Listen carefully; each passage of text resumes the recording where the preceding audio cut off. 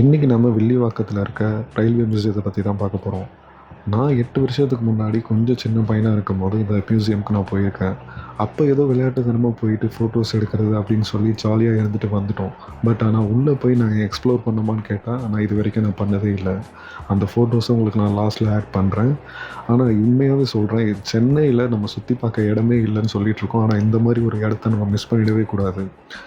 சின்னவங்களுக்கு 3 வயசுலேருந்து 12 வயசு இருக்கவங்களுக்கு வந்து ரூ. 25லேருந்து, பெரியவங்களுக்கு 20 வயசுலேருந்து 40, 50 வயசு வரையும் இருக்கவங்களுக்கு ரூ. 40 வரைக்குமே சார்ஜ் பண்ணுறாங்க. ரொம்ப கம்ஃபர்டபுள் ப்ரைஸ் தான். அங்கேயுமே கேன்டீன் இருக்குது. டீ, காஃபிலாம் சம்திங் நம்ம எல்லாமே வாங்கி சாப்பிட்டுக்கலாம். சின்ன சின்ன மினியேச்சர்லேருந்து சீனரி, கேலரி, பழைய காலத்து ஃபோன்ஸு, நம்ம நிறைய விஷயங்களை புதுசாகவே கற்றுக்கலாம்.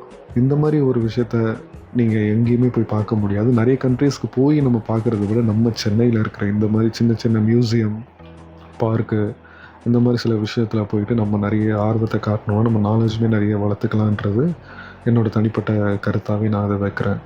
இன்றைக்கி நான் போய் ரொம்ப சந்தோஷமாக என்ஜாய் பண்ணேன். நான் 8 வருஷத்துக்கு அப்புறம் இந்த மாதிரி ரொம்ப ஹாப்பியாகவே இருந்திருக்கேன். அதுவும் அந்த மினியேச்சர் ட்ரெயின் மாதிரி ஒன்று இருந்ததில் போகும்போது நான்லாம் குழந்தையாகவே மாறிட்டேனே சொல்லலாம். ஆனால் இந்த மாதிரி ஹாப்பினஸ் வந்து எங்கேயுமே நம்ம பெரிய ட்ரெயினில் போகும்போது கூட அவ்வளோ ஹாப்பியாக இருக்காது.